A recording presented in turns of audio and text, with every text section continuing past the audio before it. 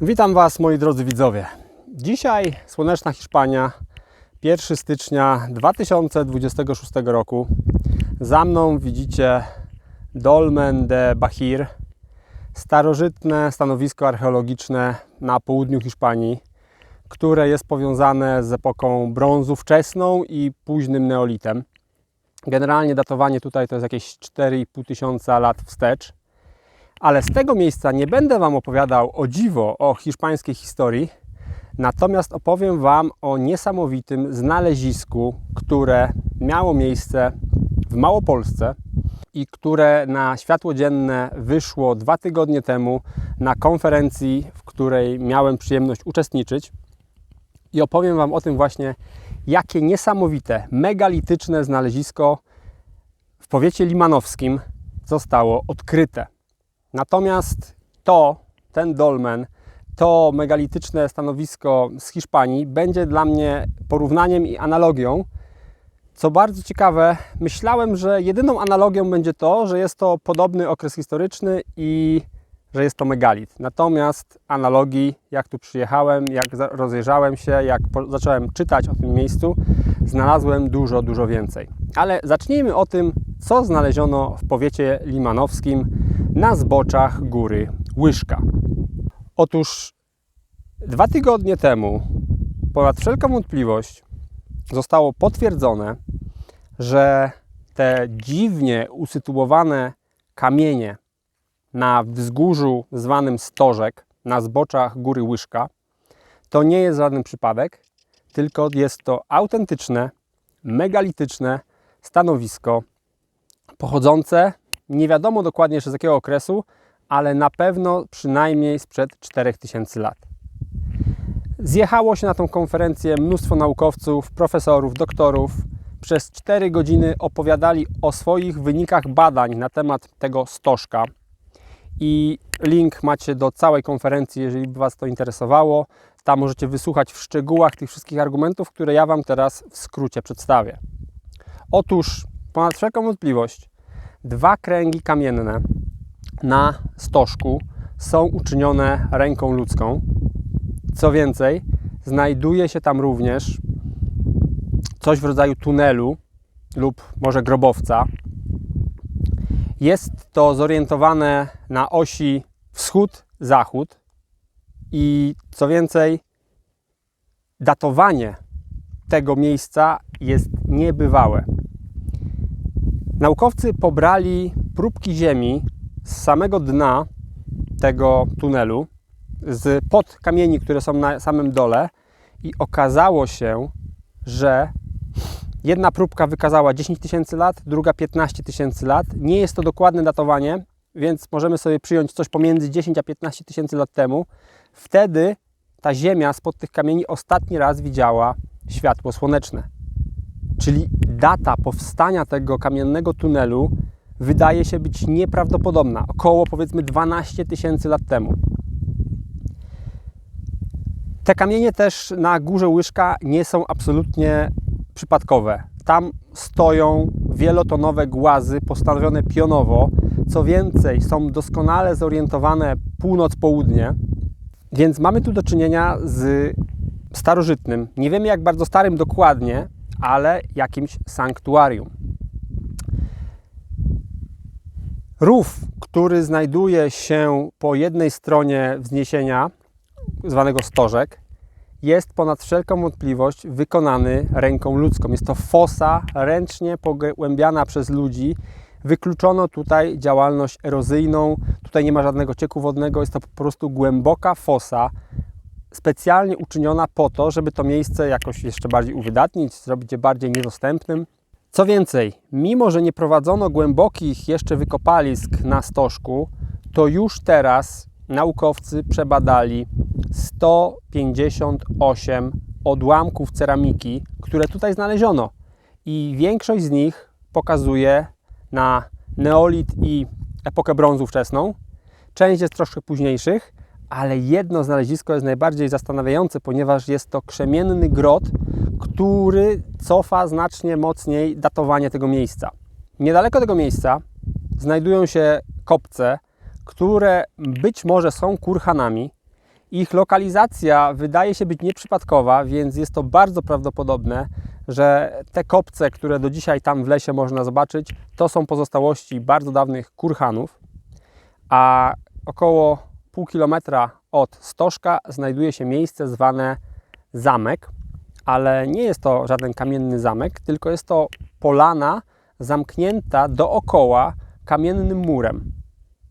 I też spod tego kamiennego muru wzięto próbkę ziemi do badania i tam badanie wykazało 2800 lat wstecz, że ten piasek spod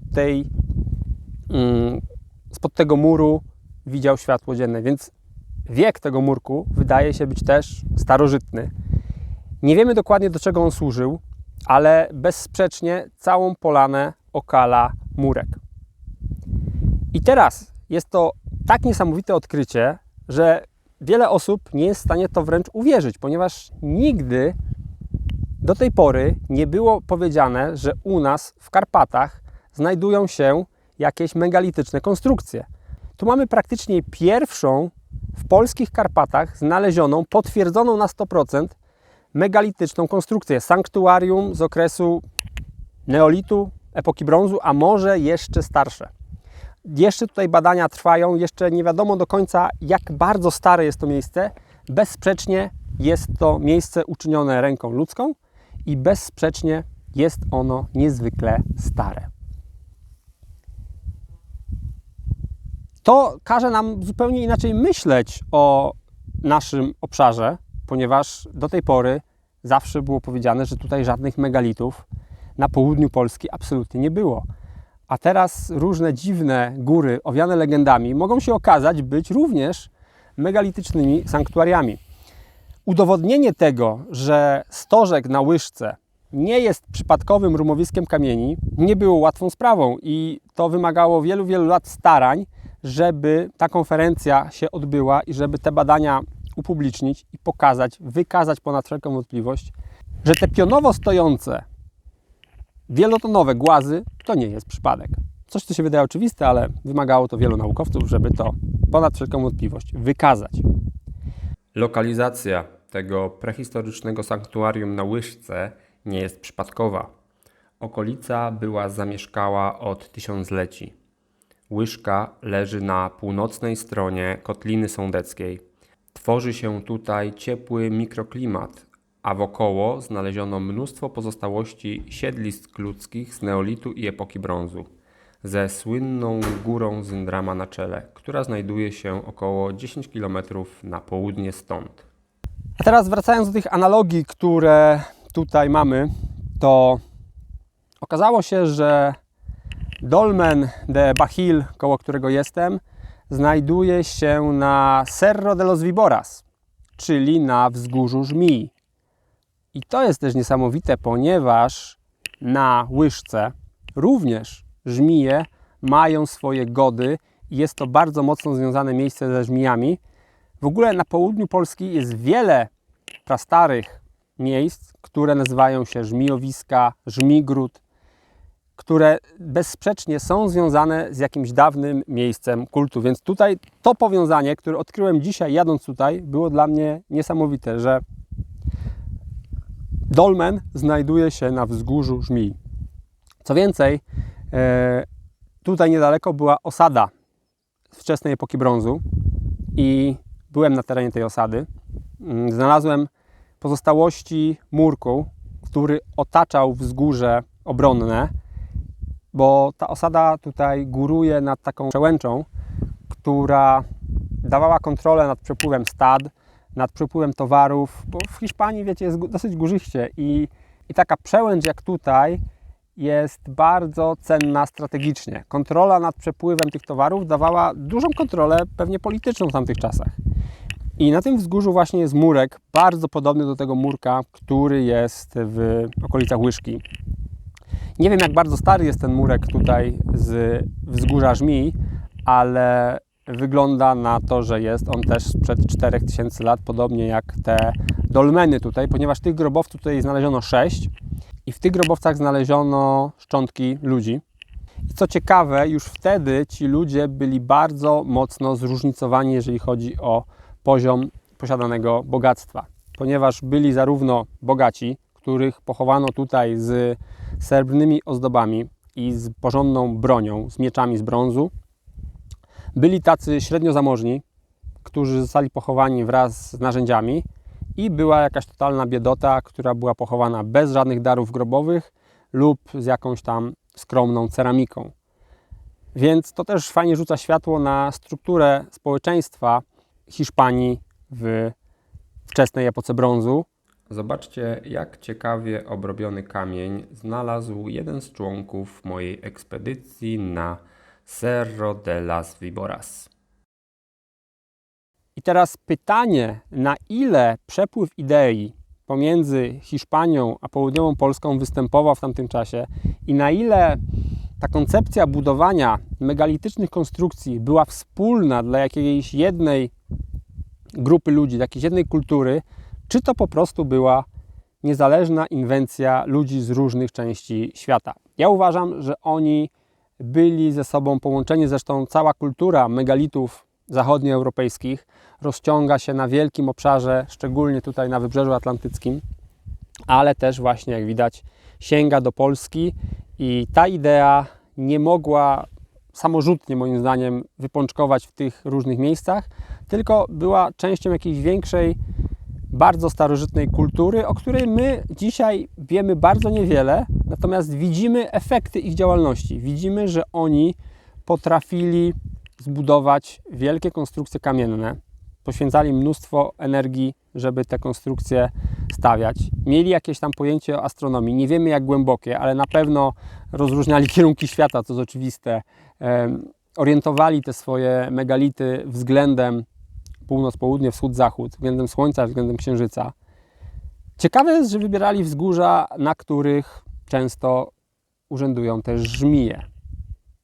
Może to miało jakieś znaczenie kultowe, a może te zwierzęta w naturalny sposób zmierzają do jakichś źródeł energii, które oni też wyczuwali i też chcieli korzystać z nich. To są wszystko zagadki, które wymagają jeszcze rozstrzygnięcia. Natomiast jest to fascynujące, jakie tajemnice kryje w sobie Ziemia. Zarówno ta hiszpańska, jak i nasza polska, w której moim zdaniem, kiedy już to znalezisko na Łyżce zostało ponad wszelką wątpliwość udowodnione, może się okazać, że takich megalitycznych konstrukcji zostanie odkrytych w sensie naukowym, udowodnionych ponad wszelką wątpliwość znacznie więcej w Karpatach i nagle okaże się, że my w Małopolsce czy na Podkarpaciu żyjemy na terenie licznych, starożytnych, megalitycznych sanktuariów. I z tą nadzieją Was zostawiam. Życzę Wam dużo dobrego w 2026 roku. Zapraszam do subskrybowania mojego kanału i do zobaczenia w kolejnych odcinkach. Jeśli postanowicie odwiedzić to magiczne miejsce na górze Łyżka, to na jej zboczu znajdziecie także jeżową wodę. Miejsce wspaniałe na relaks po górskiej wędrówce. Jest tam też egzotyczna palmiarnia z licznymi rzadkimi okazami. Polecam tych niezwykle gościnnych gospodarzy.